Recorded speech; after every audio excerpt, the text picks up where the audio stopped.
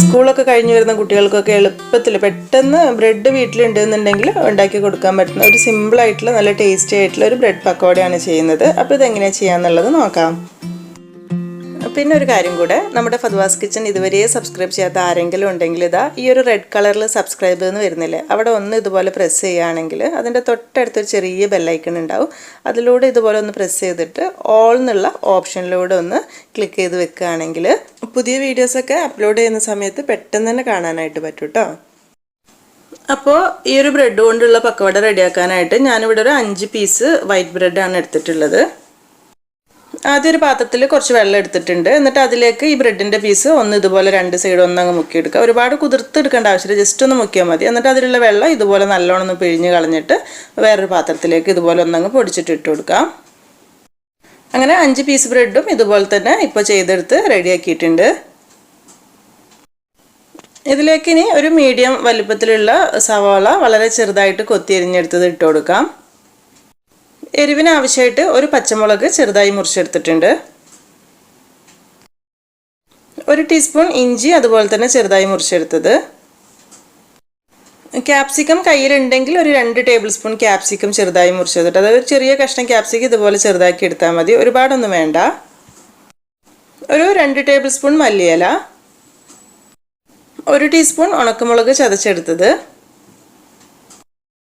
ഇനി ഉണക്കമുളക് ചതച്ചത് കയ്യിലില്ലെങ്കിൽ ഒരു ഇത്തിരി മുളക് പൊടി ആയാലും മതി, ഒരുപാടൊന്നും വേണ്ട. പിന്നെ ഇതിലേക്കൊരു 1/2 ടീസ്പൂൺ ഒറിഗാനോ ചേർത്ത് കൊടുക്കുന്നുണ്ട് കേട്ടോ. അതും കയ്യിലുണ്ടെങ്കിൽ എടുക്കുക. അതായത് നമ്മൾ ഈ ഒരു പക്കോട എന്ന് പറയുമ്പം സാധാരണ എപ്പോഴും നാടൻ രീതിയിൽ ചെയ്യുന്ന ആ ഒരു ടേസ്റ്റ് അല്ല കേട്ടോ. അപ്പോൾ അതുകൊണ്ടാണ് കുറച്ച് വേറെ കാര്യങ്ങൾ ചേർക്കുന്നത്. ഒരു 2 ടീസ്പൂൺ റവ, ടേബിൾ സ്പൂൺ അല്ല കേട്ടോ, ചെറിയ സ്പൂണിലാണ് എടുത്തിട്ടുള്ളത്. ഒരുപാട് വേണ്ട, 2 ടീസ്പൂൺ തന്നെ മതിയാകും. 2 ടേബിൾ സ്പൂൺ അരിപ്പൊടി. അരിപ്പൊടി എന്ന് പറയുമ്പോൾ പത്തിരി അപ്പോൾ ഇടിയപ്പത്തിനൊക്കെ എടുക്കുന്ന വറുത്ത പച്ചരിപ്പൊടി ഉണ്ടല്ലോ, അതാണ്. ഒരു 1.5 ടേബിൾ സ്പൂൺ മൈദ കൂടെ ചേർത്ത് കൊടുക്കുന്നുണ്ട്. പിന്നെ ഒരു 1.5 ടീസ്പൂൺ ടൊമാറ്റോ കെച്ചപ്പ്. അതിൻ്റെ കൂടെ തന്നെ ഒരു 1.5 അല്ലെങ്കിൽ 2 ടീസ്പൂൺ ഷെസ്വാൻ സോസ് ഉണ്ടെങ്കിൽ അതുകൂടെ ചേർത്ത് കൊടുക്കുന്നുണ്ട്. ആവശ്യത്തിനുള്ള കുറച്ച് ഉപ്പ് ഇട്ട് കൊടുക്കുക. ഉപ്പ് നോക്കിയിട്ട് മതി, കാരണം സോസിലും അതുപോലെ തന്നെ ബ്രെഡിലൊക്കെ കുറച്ച് ഉപ്പുണ്ടല്ലോ, നോക്കിയിട്ട് കുറച്ച് ഇട്ട് കൊടുത്തിട്ട് എല്ലാം കൂടെ ചേർത്തിട്ട് നല്ലോണം ഒന്ന് മിക്സ് ചെയ്തെടുക്കുക. എല്ലാ ഭാഗത്തേക്കും എല്ലാം എത്തുന്ന രീതിയിൽ മൊത്തത്തിൽ മിക്സ് ചെയ്തതിന് ശേഷം ഒരു 1-2 ടേബിൾ സ്പൂൺ വെള്ളം ചേർത്തിട്ട് ഒന്നങ്ങ് മിക്സ് ആക്കി എടുക്കുക. ഒരുപാട് വെള്ളം വേണ്ടി വരില്ല. ഒന്ന് നന്നായിട്ട് കുഴച്ചെടുക്കുന്ന സമയത്ത് തന്നെ ബ്രെഡൊക്കെ നന്നായിട്ട് കുഴഞ്ഞ് കിട്ടിക്കോളും. എല്ലാം കൂടെ ചേർത്തിട്ട് ഈ ഒരു രീതിയിൽ മിക്സ് ചെയ്തെടുക്കുക. എന്നിട്ട് നമ്മളിതാ ഇതുപോലെ സാധാരണ പക്കവടയ്ക്ക് ഇത്തിരി എടുത്തിടുന്നല്ലോ, അതുപോലെ മതി എന്നുണ്ടെങ്കിൽ ആ ഒരു രീതിയിൽ തന്നെ മതി കേട്ടോ. ഇതുപോലെ കുറച്ച് എടുത്തിടുക. അല്ല ഇനി കുറച്ചൊരു ഷേപ്പ് വ്യത്യാസത്തിൽ വേണമെന്നുണ്ടെങ്കിൽ ഞാനിപ്പോൾ ഇതുപോലെ കുറച്ചൊരു നീളത്തിലാക്കി കൊടുക്കുന്നുണ്ട്. കയ്യിലൊരു ഇത്തിരി എണ്ണ ആക്കിയതിൻ്റെ ശേഷം ഇതുപോലെ ഒന്ന് ചെറുതായിട്ട് കേട്ടോ.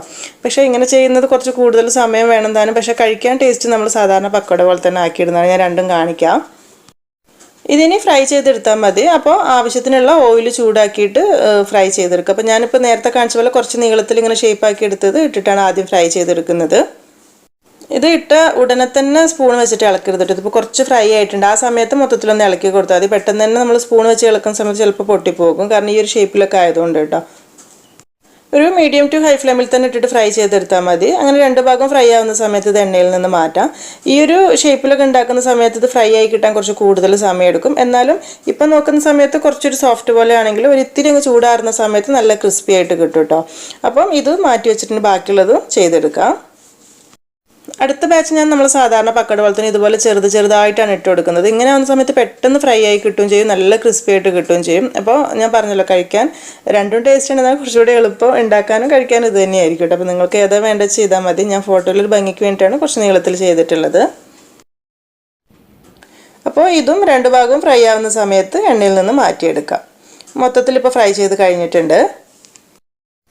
അപ്പോൾ 4 മണിക്ക് നല്ല ചൂടുള്ള ചായയുടെയൊക്കെ കൂടെ ഒരു ചെറിയ ചൂടിൽ കഴിക്കാൻ പറ്റുന്ന നല്ല ക്രിസ്പി ആയിട്ടും ടേസ്റ്റി ആയിട്ടുള്ള ഒരു ബ്രെഡ് പക്കോട തന്നെയാണിത്. ഈ ഒരു രീതിയിൽ ചെയ്തിട്ടില്ലാത്തവരുണ്ടെങ്കിൽ ചെയ്ത് നോക്കുന്ന സമയത്ത് ഫീഡ്ബാക്കൊക്കെ അറിയിക്കണേ.